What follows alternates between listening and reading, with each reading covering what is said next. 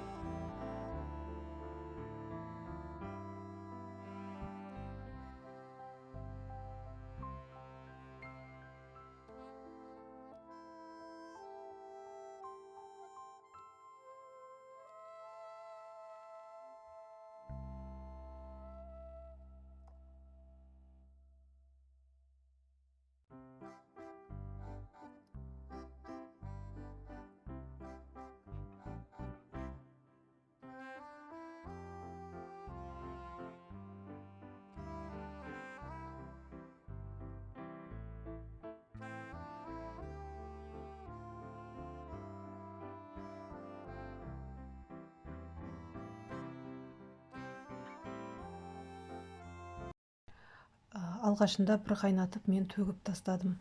Холодецтеріміз дайын болды. Дәл видеодағыдай жасап көрсеңіздер болады. Видеоның соңына дейін қарағандарыңызға рахмет. Каналға тіркелуді ұмытпаңыздар.